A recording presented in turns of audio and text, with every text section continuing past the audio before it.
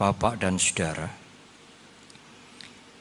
amat jarang bahkan tidak pernah seminar Buddhis mengangkat tema aditthana.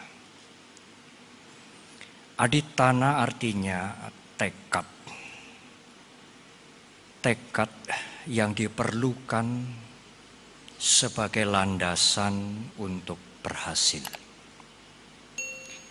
Aditthana atau tekad ini juga salah satu dari 10 paramita yang harus disempurnakan oleh seseorang yang mempunyai cita-cita untuk mencapai kebuddhaan. Ibu, Bapak, dan Saudara, saya akan berusaha memberikan pengantar ini dengan bahasa yang mudah. Saya juga ingin menyampaikan 2 atau 3 cerita supaya uraian ini menjadi real. Cerita itu membuat konsep menjadi nyata. Kita tidak hanya berbicara ide, tetapi dengan cerita ide itu menjadi nyata. Tekad sebetulnya adalah keputusan awal. Karena kalau seseorang sudah bertekad, dia sudah menghancurkan keraguan-raguan. Kalau seseorang masih ragu-ragu, dia belum bertekad. Pada saat dia mengambil keputusan dengan tegas, dengan jelas, kemudian keputusannya itu dipegang. Pada saat itulah dia mulai bertekad. Dan tekad itu membuang keraguan-raguan. Para ibu, bapak, dan saudara, tetapi tekad tidaklah cukup. Hanya dengan tekad, hanya dengan keputusan yang kuat, tidak ada sesuatu yang bisa kita capai. Tidak ada kemajuan yang bisa kita raih kalau tekad itu tidak diikuti. Apa yang harus mengikuti tekad? Tekad harus diikuti oleh wirya. Saya menerjemahkan wirya itu dengan keuletan dan semangat. Tekad harus diikuti oleh khanti. Saya menerjemahkan khanti itu kesabaran dan ketekunan. Kalau saudara sudah mengambil keputusan dengan jelas, dan keputusan itu sudah menjadi tekad, tetapi tidak ada semangat, tidak ada ketekunan, maka tekad menjadi impian. Tekad itu harus diikuti dengan semangat atau keuletan, dan tekad itu juga harus dijaga dengan kesabaran dan ketekunan. Ibu, bapak, dan saudara, apa gunanya kita mempunyai tekad yang kemudian diikuti dengan keuletan, dengan semangat, yang dijaga dengan kesabaran dan ketekunan? Gunanya untuk mencapai sukses. Kalau kita tidak menyalakan api, tidak mungkin api itu akan muncul sendiri. Api itu mungkin kecil, tetapi api yang kecil itu akan membakar.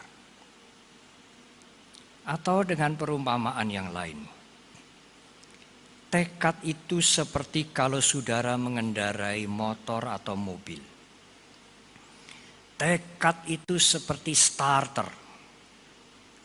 Meskipun mobil saudara baru, bagus, kalau saudara tidak memulai untuk start, mobil itu tidak mungkin akan jalan sendiri.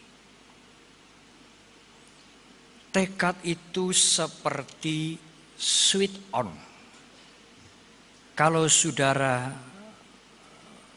melihat skaklar listrik, tekad itu seperti switch on. Tetapi tidak hanya switch on, harus ada yang lain-lain. Ada lampu, ada bolam, ada lemari es, kulkas, ada dan sebagainya dan sebagainya. Tetapi semua dimulai dengan switch on.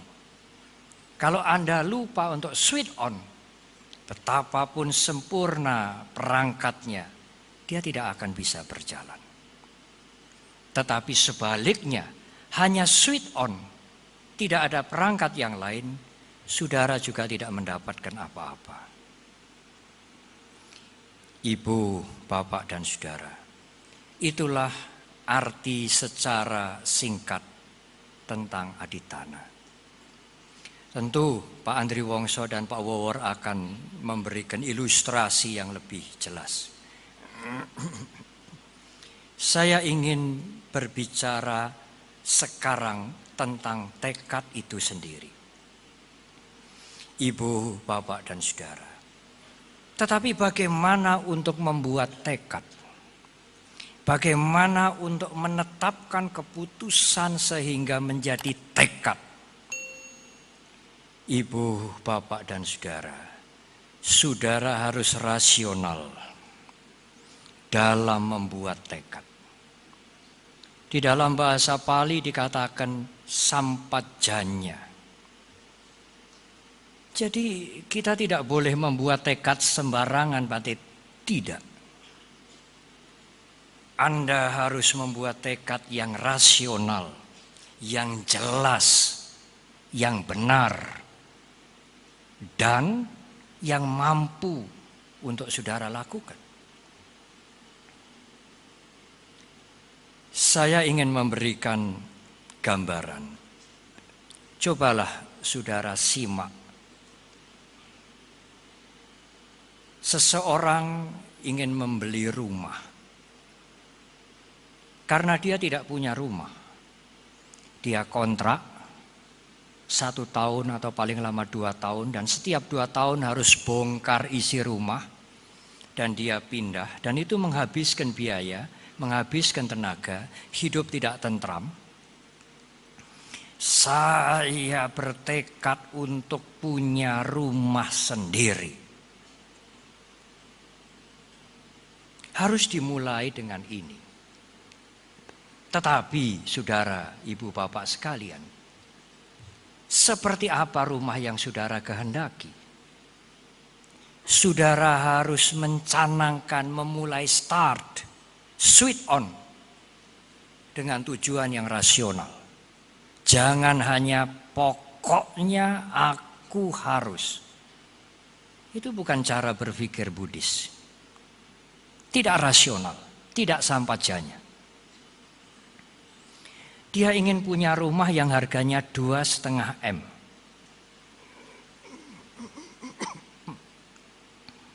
Tetapi mengangsur, bukankah itu rasional? Nanti dulu. Berapa lama dia mengangsur? 10 tahun. Lama.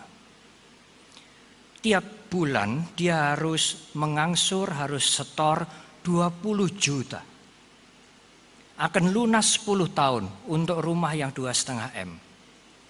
Tetapi gaji dia hanya 12 juta sebulan. Kalau seseorang punya gaji 12 juta, dia ingin mengangsur rumah 20 juta. Karena dia menginginkan rumah 2,5 M, meskipun mengangsurnya 10 tahun. Ini tekad yang tidak masuk akal, ibu bapak dan saudara. Apakah tidak bisa? Nanti bisa. Kalau saudara menjadi seperti Gayus.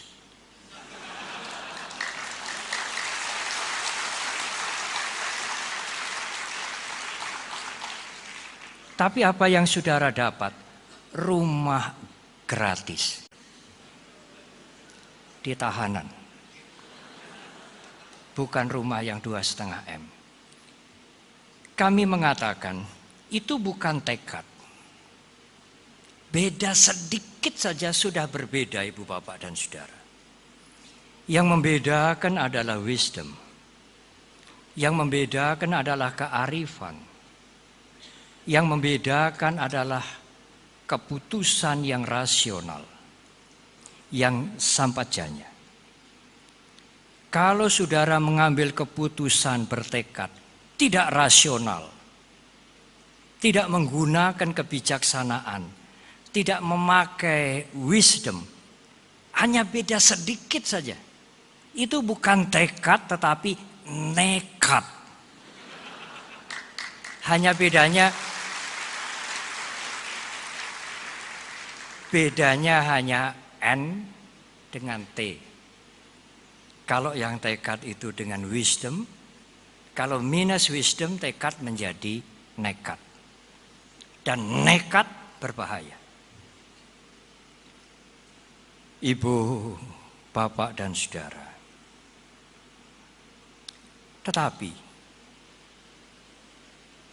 meskipun kita sudah mengambil tekad yang rasional, yang benar, dengan wisdom,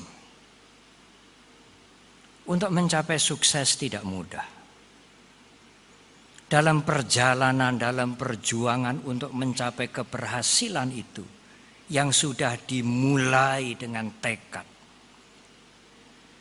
Di tengah-tengah perjalanan, kita akan menjumpai bermacam-macam hal yang sering disebut halangan, rintangan, dan sebagainya. Untuk itulah diperlukan motivasi ke dalam. Jadi kalau Pak Andri Wongso sering memberikan motivasi untuk saudara, saudara juga di antara saudara juga sering memberikan motivasi kepada teman saudara, kepada karyawan saudara, memberikan motivasi, anjuran, dorongan. Saudara juga perlu memberikan motivasi kepada diri saudara sendiri. Pada saat-saat saudara menghadapi keadaan yang sulit. Motivasi kepada diri sendiri itulah menyegarkan kembali, memperbaharui kembali tekad. Supaya kita bisa mencapai tujuan. Ibu, Bapak, dan Saudara. Kalau tekad sudah diletakkan, tujuan sudah disepakati, dan tekad itu sudah dipegang, sudah ditancapkan dengan kuat sekali. Rasional dan dengan wisdom, bukan nekat, tekad. Saudara harus konsisten. Kalau saudara, ibu, bapak, dan saudara sekalian tidak konsisten, saudara juga tidak konsisten dengan tekad saudara. Saudara sudah memulai, sudah menancapkan tekad bendera. Aku ingin punya rumah sendiri. Tidak berpindah-pindah terus. Rumah yang harganya rasional dengan penghasilanku. Silakan. Tetapi saudara harus konsisten. Kalau saudara tidak konsisten, rumah ini sudah diambil. Angsuran sudah dijalankan 6 kali, 7 kali. Tapi sekarang saudara kepingin angsuran mobil. Saudara kepingin angsuran televisi yang sekian puluh in. Saudara kepingin angsuran yang lain, Saudara tidak gocara sampajanya, saudara tidak konsisten. Saudara tidak konsis kepada tekad saudara. Nanti rumah itu tidak akan terbayar, tidak akan lunas. Karena sekarang terlalu banyak angsuran. Tidak konsisten. Kalau saudara sudah bertekad konsisten dengan tekad itu. Kalau saudara tidak konsisten, maka keserakahan yang berbicara. Dan keserakahan itu akan menghancurkan tujuan. Saya membaca salah seorang birokrat kita yang namanya cukup dikenal dan cukup dihargai, Pak Kuntoro, yang sekarang menjadi ketua Satgas dan dipercayai oleh Presiden juga. Pernyataan beliau sangat baik. Undang-undang kita sebetulnya sudah cukup. Sistem pengawasan kita yang kita punya itu sebetulnya sudah baik. Apa yang kurang? Yang kurang adalah masyarakat ini masih dipenuhi dengan keserakahan. Keserakahan itulah yang menghancurkan sistem. Karena sistem dan undang-undang itu tidak bisa berjalan sendiri kalau tidak dijalankan oleh orang dan dijaga oleh orang. Dan yang menjalankan sistem ini dihancurkan dengan keserakahan. Keserakahan menghancurkan segalanya. Ibu, bapak, dan saudara, sering orang melupakan bahwa sesungguhnya kita ini mempunyai kekuatan. Kekuatan untuk memulai, kekuatan untuk bertahan, kekuatan untuk berjuang sampai kita mencapai tujuan. Dan salah satu kekuatan itu adalah aditana, tekad. Tentu tekad itu didukung oleh keyakinan. Kalau orang tidak punya keyakinan, dia tidak mungkin akan bertekad. Masih ragu-ragu karena tidak yakin. Kekuatan aditana itulah sebetulnya yang di dalam bahasa Pali dikatakan sadabhala. Kekuatan dari keyakinan. Tetapi kekuatan dari keyakinan tidak boleh berdiri sendiri. Harus ada kekuatan dari keuletan, kekuatan dari konsistensi, samadhi, sati bala, dan kekuatan dari wisdom. Karena tanpa wisdom, tanpa pertimbangan yang benar, semuanya akan menjadi tidak terarah. Ibu, bapak, dan saudara, sekarang saya ingin menginjak kepada bagian yang kedua. Apakah sesungguhnya yang disebut dengan sukses menurut pandangan Buddhis? Saya sering mendengar Pak Andri Wongso mengatakan, success is my right. Sukses itu milik semua orang, bukan hanya orang-orang tertentu. Tetapi apakah yang disebut dengan sukses, dengan berhasil itu seperti apa? Seperti apa boleh dikatakan sukses atau berhasil? Yang pertama, ada orang yang berpandangan bahwa kalau tujuan akhir tercapai, itulah sukses. Kalau tujuan itu belum tercapai, belum sukses. Jadi saudara harus menunggu sampai tujuan yang saudara cita-citakan itu berhasil. Tetapi kapan tujuan ini berhasil?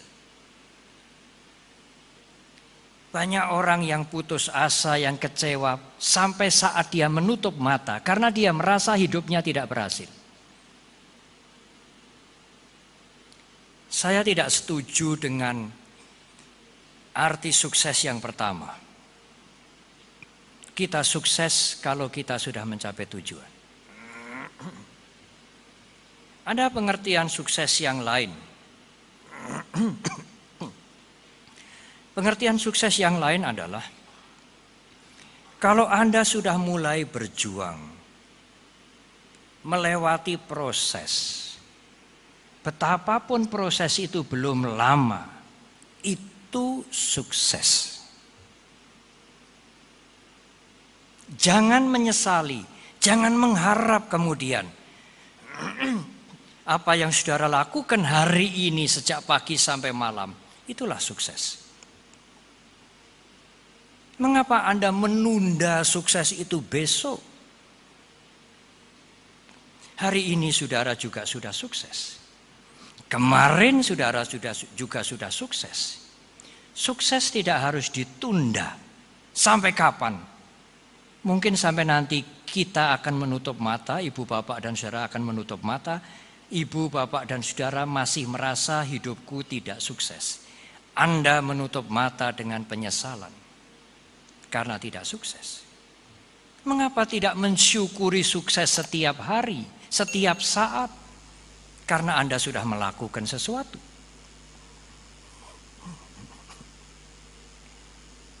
Sekarang saya ingin cerita. Bertahun-tahun seorang sopir taksi mempunyai tekad. Aku harus menabung, hidup hemat, dan aku akan menjaga tekadku ini supaya aku punya mobil sendiri. Itu tidak mudah, ibu bapak dan saudara, bagi sopir taksi. Istrinya juga bekerja, tetapi dia berhasil dalam waktu yang agak lama. Setelah dia berhasil punya satu mobil taksi sendiri, dia memulai tekad yang baru. Aku ingin punya satu lagi, syukur bisa bertambah. Itu pun dilakukan dengan waktu yang lama. Konsisten, hemat, tidak terpengaruh oleh godaan yang lain. Berhasil. Tetapi pada waktu ada gempa di Jogja, dua mobilnya ini kebruan, kelongsoran bukit, hancur. Hasil dari perjuangan yang tidak ringan bertahun-tahun sebagai seorang sopir taksi. Ibu, bapak dan saudara, apakah dia tidak sukses? Sukses. Dia sukses mempunyai dua taksi. Tetapi bencana alam menghancurkan dia. Ibu, bapak dan saudara, dia susah, dia sedih. Tetapi dia tidak membiarkan dihancurkan oleh kesedihan. Dia bangkit. Dengan apa yang dia punya, dia berusaha menolong orang-orang yang juga rumahnya hancur, kena bencana, tidak punya apa-apa, dan di desa yang menjadi korban itu banyak sekali. Dia sendiri menjadi korban, rumahnya hancur, taksinya hancur, tetapi dia ingin menolong mereka. Itulah kebajikan. Dia membantu masak untuk memberikan makan kepada mereka-mereka yang lapar, mereka-mereka yang lebih sengsara dari dia. Ibu, bapak dan saudara, dia melakukan pekerjaannya ini dengan senang hati, dengan gembira, dan apa yang dilakukan dengan masak, kemudian memberikan makan kepada mereka yang lapar. Ada donatur datang, ada relawan datang membawa dana, meminta dia untuk memasakkan orang-orang yang bekerja sosial, yang membantu mereka-mereka yang jadi korban gempa. Dia, istrinya, dan kemudian keluarganya, tetangganya menjadi lebih sibuk lagi untuk memasak mereka-mereka yang memesan untuk korban bencana. Ibu, bapak, dan saudara, hal ini berlangsung terus karena penanganan korban gempa bumi di Jogja itu sampai 1 tahun 2 tahun lebih. Dan kegiatan dia memasak tidak berhenti. Mobilnya sudah hancur, terkubur di tanah yang longsor. Sekarang sopir taksi yang sudah berhasil tetapi mobilnya kemudian tertimbun kelongsoran itu menjadi pengusaha catering yang sukses.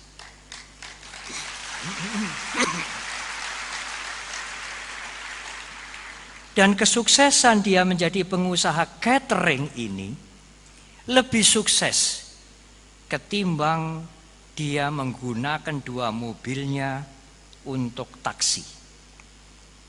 Hasilnya lebih besar karena dia mulai dengan kebajikan.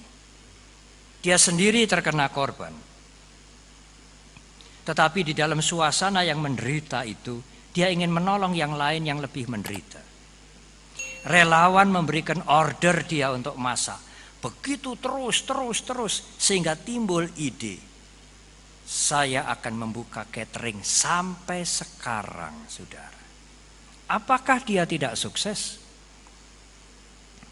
Apakah dia menjadi sopir taksi dan mempunyai 2 taksi gagal? Tidak. Bertahun-tahun dia menjadi sopir taksi, dia mengerti siapa konsumen dia. Di mana saja hotel-hotel, tempat-tempat pertemuan memesan makanan. Dia punya kenalan sangat banyak, punya konsumen sangat banyak, punya langganan sangat banyak. Dia tahu seluk-beluk di Jogja. Itu berguna sekali pada saat dia membuka catering. Ibu, bapak, dan saudara. Oleh karena itulah, pada saat Anda mengalami kegagalan, pada saat Anda merasa tidak berhasil, bangkit kembali. Di semua kegagalan, di semua kepahitan, di semua kekecewaan, ada wisdom, ada hikmah. Orang yang hancur mau bangkit kembali, itulah orang yang sukses.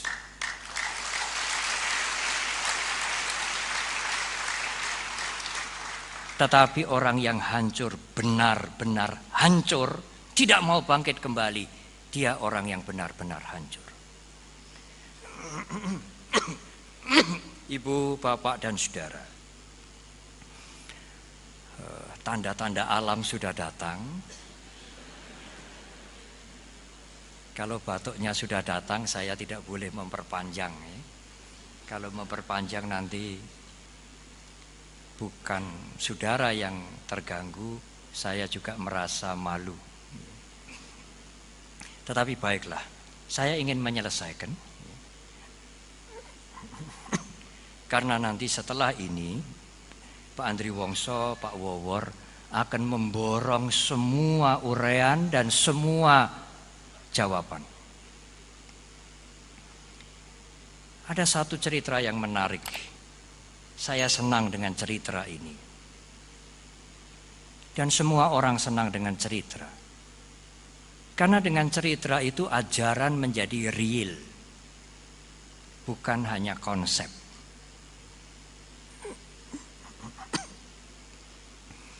Di Mongolia, saudara simak. Nanti saya ingin mengajukan pertanyaan gampang saja. Tapi tidak ada hadiahnya. Di Mongolia, orang kaya tidak dihitung dari aset tanah yang dia punyai. Dahulu. Tidak dihitung dari rumah yang dia punyai.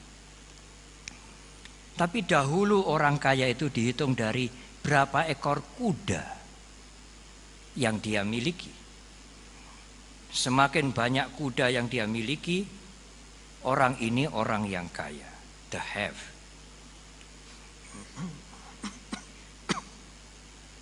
Satu keluarga punya 10 ekor kuda.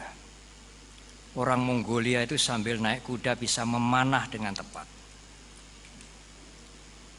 Di situ saja, saya tidak usah disiapkan air. Saya tahu maksud dia. Kalau dipersembahkan minum, batuknya berhenti, bicaralah lebih panjang.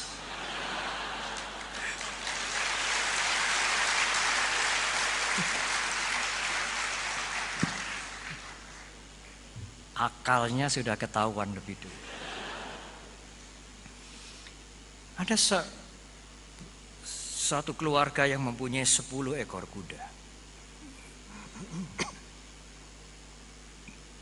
Pada waktu anaknya laki-laki sudah mulai besar,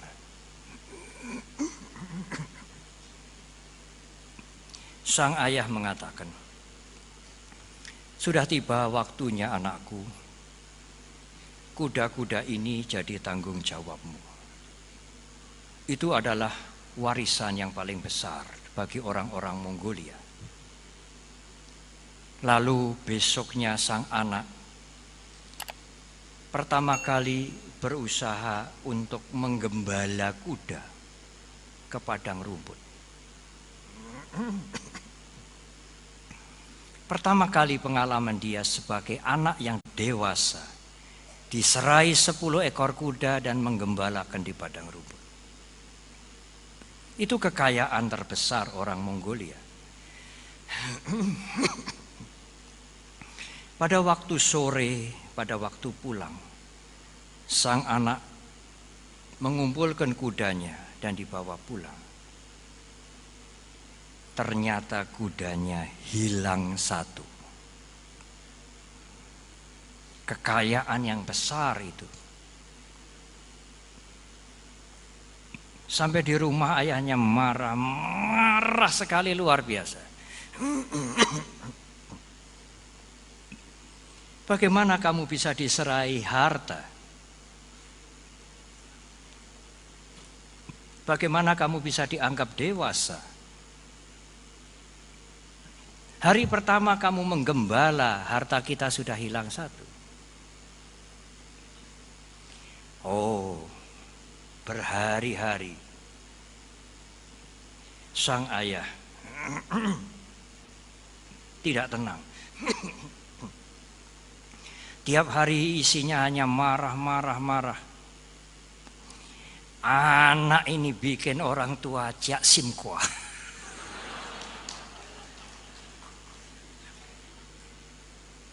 Tetapi ibu bapak dan saudara, 3 hari kemudian, sebelum saya melanjutkan cerita, saya ingin tanya. Hartanya 10 ekor kuda. Sekarang kudanya hilang satu. Ayahnya marah, anaknya juga sangat menyesal, sangat kecewa. Keluarga ini untung atau rugi, saudara?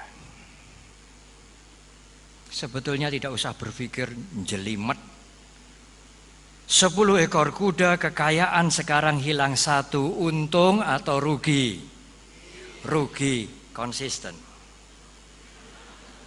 Jangan mencabut pernyataan, saudara. 3 hari kemudian,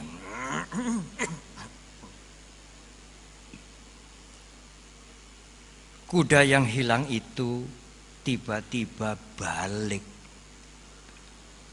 dan membawa kuda liar 2. Jadi kalau seekor kuda dia hilang, itu untung apa rugi? Untung apa rugi, Ibu Bapak dan Saudara? Untung, Bante, karena sekarang dia datang membawa 2 ekor. Kudanya menjadi 12 ekor. Pada waktu menghilangkan kuda, sang ayah mengatakan, "Apa ini, Sekia ini buruk sekali, bukan anak ayah." Pada waktu kudanya yang hilang itu datang, ayahnya mengatakan, "Aduh, anakku pintar." Baik, tidak gampang mendapatkan kuda liar yang 2 dan bagus. Orang Jawa mengatakan bandangan. Jadi kalau burung merpati pulang membawa merpati yang lain itu bandangan. Kuda yang liar ini dididik. training. Kudanya 10, hilang 1. Kemudian balik membawa kuda liar 2. Sekarang kudanya berapa Ibu Bapak dan Saudara? 12. Kudanya semula 10, sekarang 12. Untung apa rugi? Untung. Konsisten? Kuda liar ini dididik sampai jinak 3 bulan. Setelah 3 bulan baru bisa dinaiki untuk berpacu, membawa beban, untuk latihan memanah dan sebagainya. 3 bulan. Setelah 3 bulan kemudian sang anak mencoba menunggangi kuda yang liar ini. Setelah dididik 3 bulan. Pada waktu mencoba, Ibu Bapak dan Saudara, kuda ini belum pernah dinaiki. Meskipun sudah dilatih. Pada waktu dicoba, kudanya ini marah. Sang anaknya jatuh dan diinjak patah kakinya. Untung apa rugi dapat kuda 2?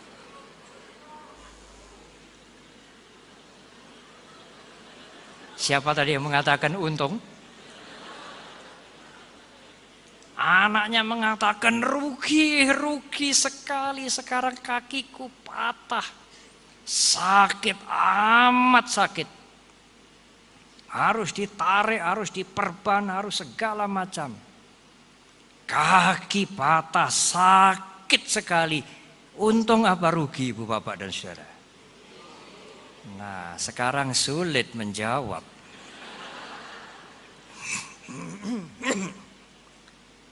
Kaki patah, sakit, amat sakit. Tidak segera bisa menyambung. Di zaman dulu tidak ada operasi di pen dengan tradisional. Sang anak mengatakan bencana, musibah, nasib jelek. Tahun ini jiong. Nanti dulu. Semua musibah ada hikmahnya. Berapa bulan kemudian raja membuat maklumat. Semua anak laki-laki yang sehat di bawah umur 25 tahun wajib menjadi tentara. Anaknya yang jatuh kakinya patah, selamat, tidak wajib tentara. Jadi kaki patah itu untung atau rugi, saudara? Untung.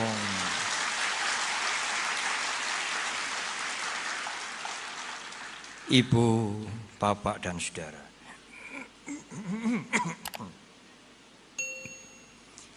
Apa yang ingin saya sampaikan dalam cerita ini?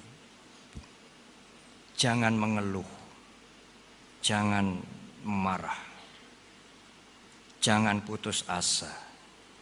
Kalau ibu, bapak, dan saudara mengalami musibah, ketidakberhasilan, kehancuran sekalipun, bangkit kembali. Semuanya ada artinya, semuanya ada hikmahnya. Asal Anda mau bangkit kembali, itulah sukses.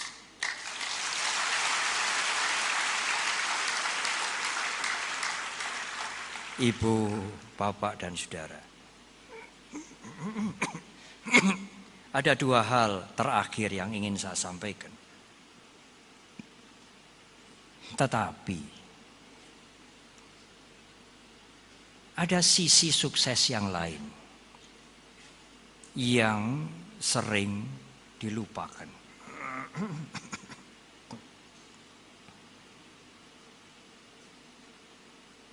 Apakah sisi sukses yang lain itu? Sisi sukses yang lain itu adalah, apakah saudara sudah pernah melihat ke dalam. Contohnya, kalau saudara hanya melihat keluar, itu hanya sukses yang kecil. Saudara menabung, hemat, mengangsur, dan akhirnya punya rumah. Hak milik, sertifikat sudah dibalik. Tetapi keberhasilan bukan akhir.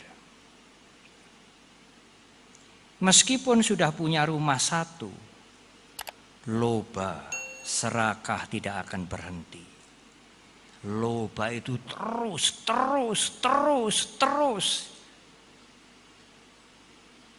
Apakah saudara sudah pernah merasa puas? Enough is enough. Kalau saudara tidak pernah merasa puas, batin ini mendidih seperti air yang digodok. Sukses materi tetapi Anda tidak tentram. Tiap hari hanya penasaran, ketegangan.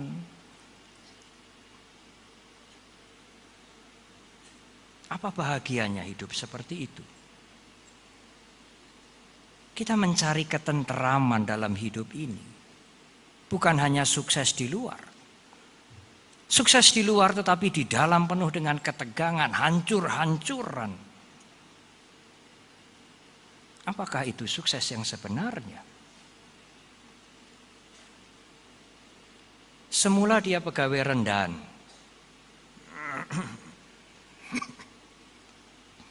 Kalau kemana-mana pakai kendaraan umum, bis umum dan sebagainya. Dia ingin punya motor meskipun tidak baik, tidak baru. Motor yang ialah second hand yang bisa jalan. Bisa. Dan dia berjuang dengan tekun, dengan ulet. Para mereka-mereka yang berhasil itu dulu begitu.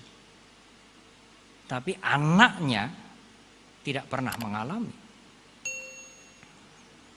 Dari punya motor bekas ingin punya motor baru, bisa. Kemudian ingin punya mobil bekas, bisa. Punya mobil baru, bisa. Dan mobilnya bertambah, pabriknya bertambah, usahanya bertambah. Dia sekarang sudah tidak ingat lagi berapa banyak mobilnya.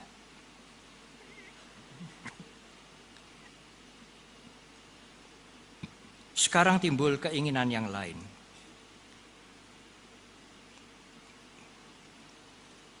Alangkah baiknya kalau saya punya helikopter. Bisa mengatasi macet, bisa tidak tergantung dengan jalan di darat. Dan sekarang memungkinkan orang punya helikopter. Setelah punya helikopter, apa yang menjadi cita-cita?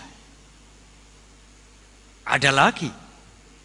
Di mana nanti kuburan saya? Tidak pernah habis ibu bapak dan saudara.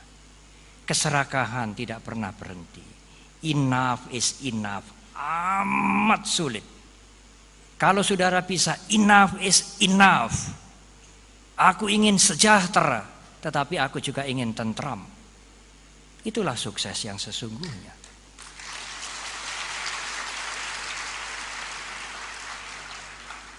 Oleh karena itulah yang terakhir.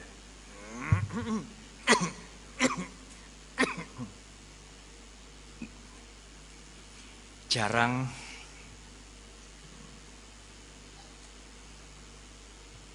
saya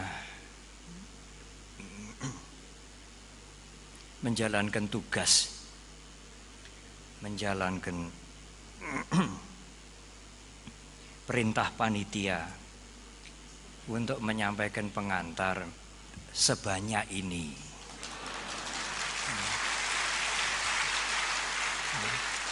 Mudah-mudahan tidak mengambil porsi Pak Andri Wongso dan Pak Wowor terlalu banyak. Karena itu saya ingin menutup uraian ini dengan satu cerita pendek.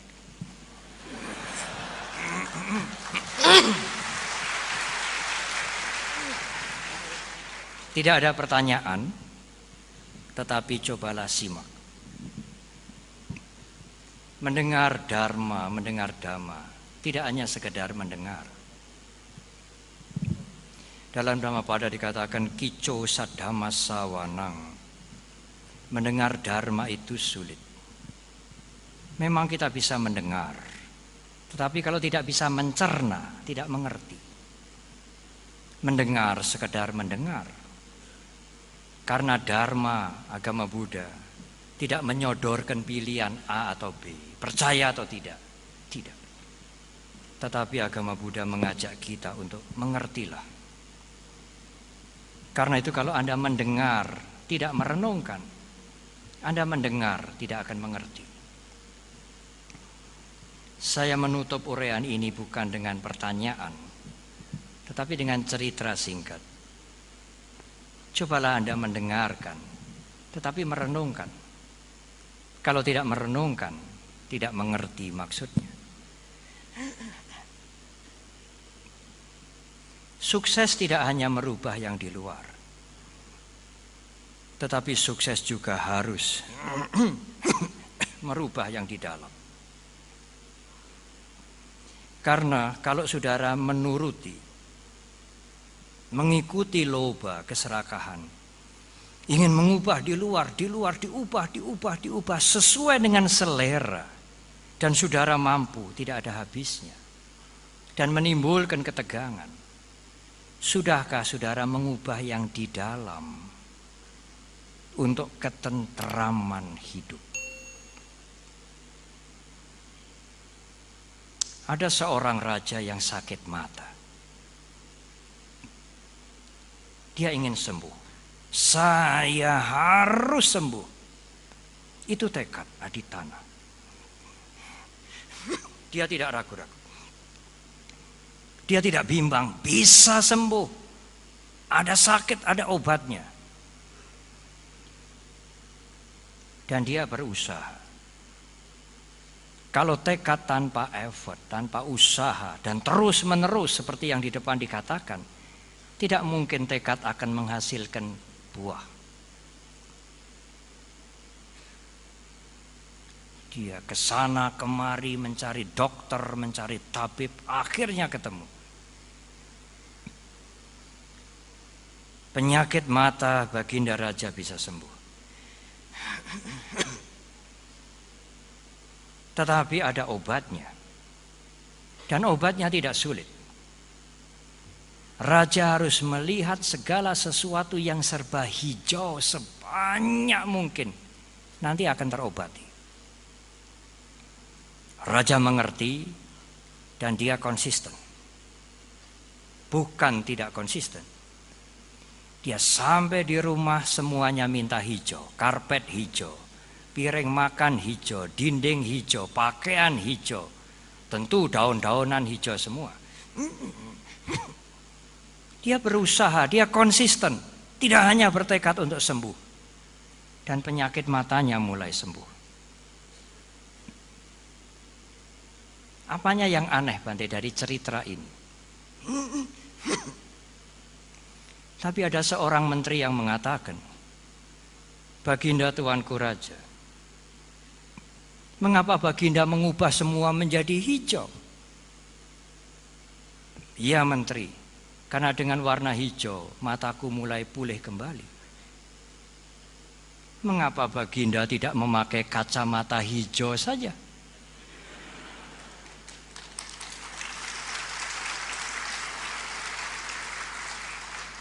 Kalau Baginda memakai kacamata hijau, semua kelihatan hijau. Tidak usah mengubah yang di luar menjadi hijau, mengubahlah ke dalam.